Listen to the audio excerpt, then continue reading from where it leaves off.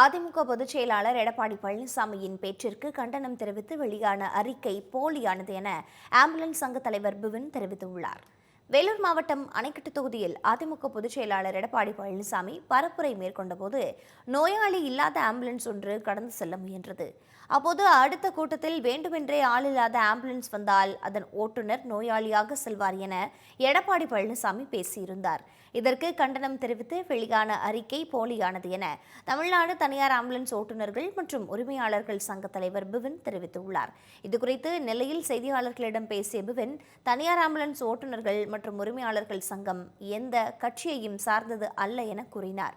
இந்த போலியான அறிக்கை குறித்து தங்கள் சங்கத்திலிருந்து மறுப்பு அறிக்கை வெளியிடப்பட்டிருப்பதாகவும் இதுகுறித்து போலீசில் புகார் அளிக்க உள்ளதாகவும் பிபின் தெரிவித்தார்.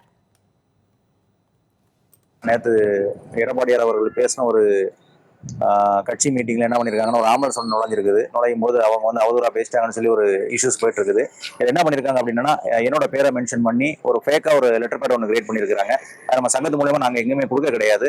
அது என்ன பண்ணிருக்காங்க, என்னோட பேரை மட்டும் மென்ஷன் பண்ணிருக்காங்க. லோகோ வந்து தப்பா யூஸ் பண்ணிருக்காங்க. எங்களோட பெர்மிஷன் இல்லாம அவங்க யூஸ் பண்ணிருக்காங்க. அதுக்கப்புறம் என்னன்னு பாத்தீங்கன்னா, நம்மளோட ப்ராப்பர் சீல் கிடையாது, என்னோட ப்ராப்பர் சிக்னேச்சர் கிடையாது. இல்லாமலே ஒரு அறிக்கை ஒன்று வெளியிட்டது 2-3 சேனல்ல வந்து போட்டுருக்காங்க. சரிங்களா, சேனல்ஸை கூப்பிட்டு கேட்கும்போது அந்த சேனல் என்ன பண்றாங்க அப்படின்னா, அதை வந்து எரேஸ் பண்ணி விட்டாங்க. அதுக்கப்புறம் மறுப்பு கடிதம் நம்ம கொடுத்தது வந்து அவங்க பப்ளிஷ் பண்ணிருக்காங்க. சரிங்களா, எந்த இடத்துல வந்து தப்பான விஷயம் நடந்துங்கிறது கண்டிப்பாக நமக்கு தெரியாது. நம்ம மறுப்பு தெரிவிச்சு நம்ம கம்ப்ளைண்ட் கொடுக்க போறோம். நாளைக்கு கமிஷனர் ஆபீஸ்ல சரி, சைபர் கிரைம்ல சரி நாளைக்கு நம்ம கம்ப்ளைண்ட் கொடுக்குறோம்.